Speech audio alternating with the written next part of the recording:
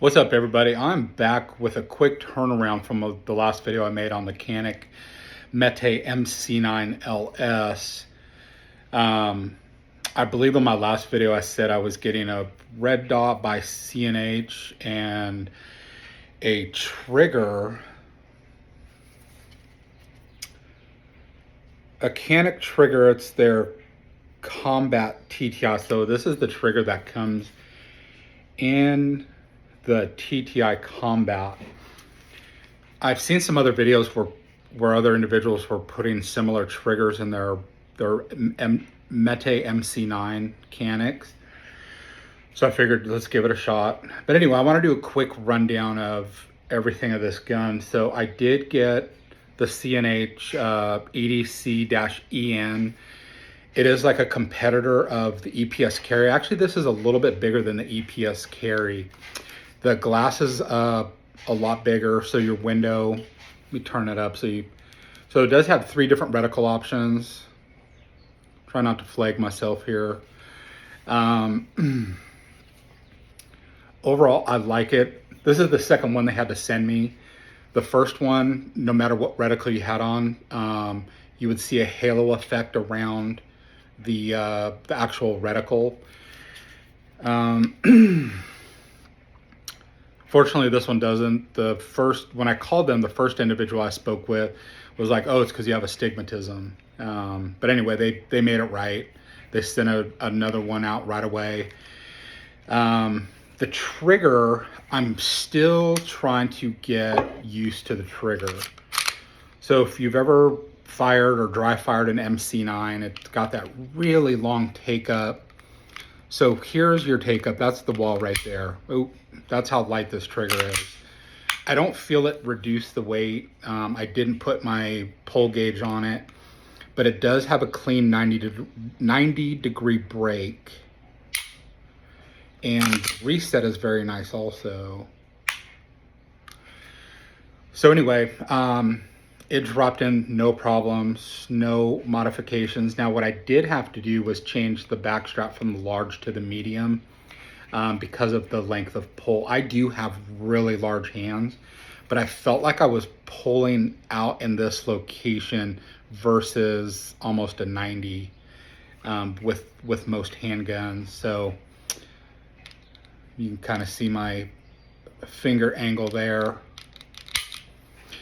Anyway, I just got this light yesterday. It's the TLR7 sub 1913 rail, so it's the 1913S. I'm not sure if that's gonna come up in the, it might be reversed for y'all. So anyway, I had ordered a Havoc holster, and I want to say like a week went by, and he does on his site say it's gonna take 9 to 14 days for him to build your holster. So I was like, man, I might want to run a light on this. So I emailed him. I'm like, hey, can I change the preference of the holster? And he had gotten back to me and was like, hey, I'm glad you emailed when you did because I was just about to build your holster. What light are you running? I told him. So anyway, I'm waiting for that to come in. Prior to yesterday, I was running the stock holster that Canics come with. I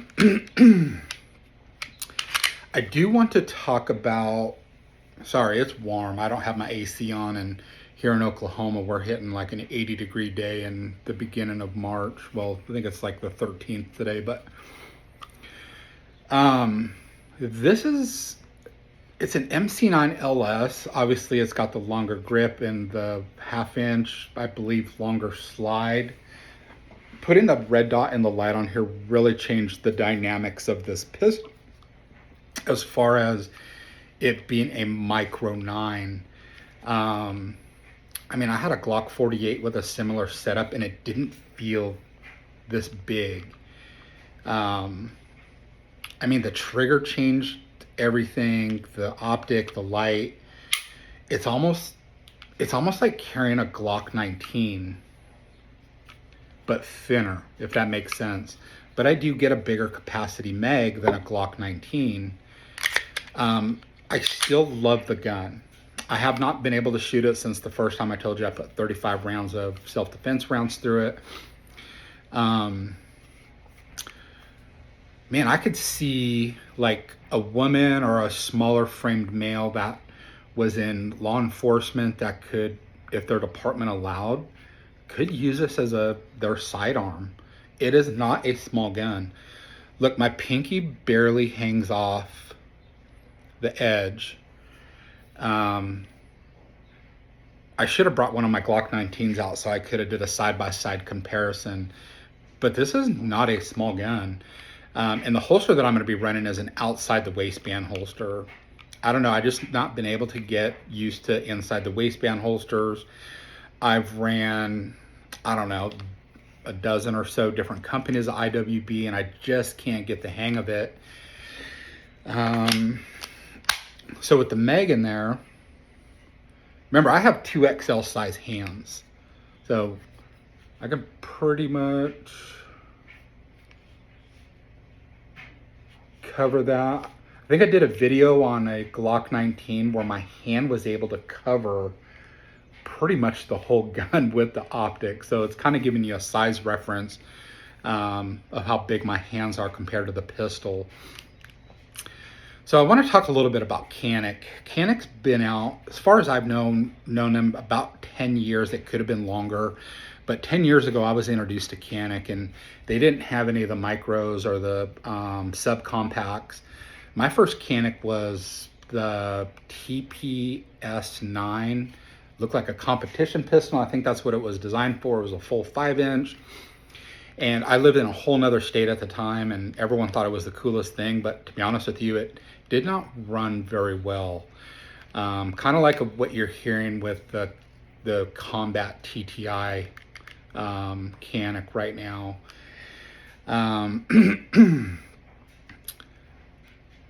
I have owned a lot of Caniks. I have shot a lot of Caniks, and I might be picking up another one of these, but with a shorter, and might put an optic on it, but no light. I want it as light and small as concealable as possible while still having the full length grip on it.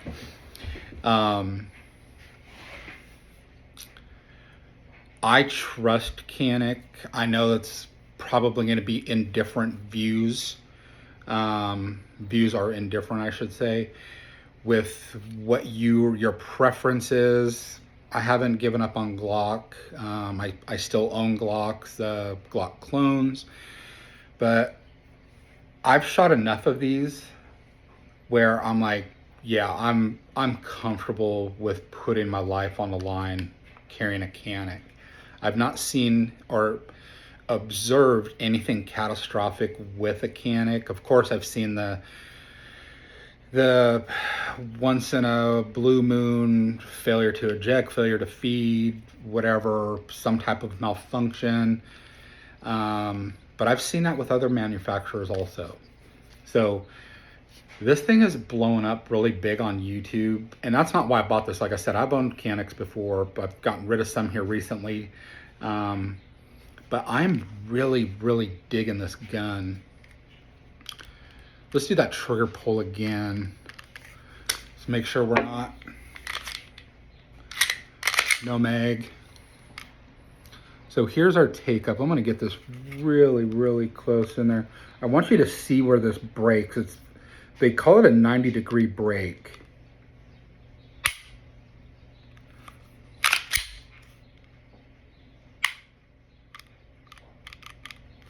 So, more about the CNH. There's your auto adjustments there. You hold it up for 3 seconds to change your reticles. Unfortunately, it doesn't have a lock on it.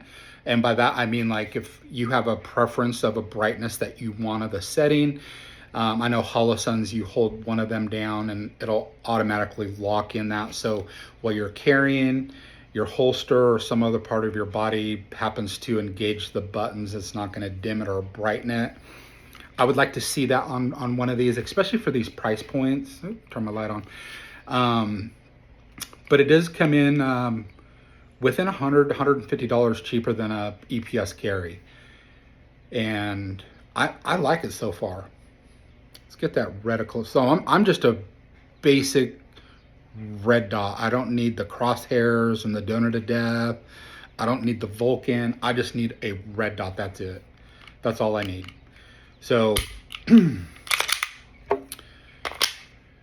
you have any questions, let me know. If you're running this gun and you're running a holster with a light, let me know what holster you got, because there's still not a lot of folks out there yet that are making holsters for this new MC9LS or even the MC9L, especially with a light, unless I'm just not looking in the right areas. So anyway, I hope y'all are doing good. I did buy another firearm yesterday. I'll do a quick preview of it, but I'm about to do a review on this. Surprise, surprise, about another 1911. This is the Springfield Armory Operator, but that's not what this video is about. I got a lot of goodies coming in the mail for that I'm gonna swap out. So anyway, just wanted to do an update on the Canik MC9LS, and I will talk to y'all later.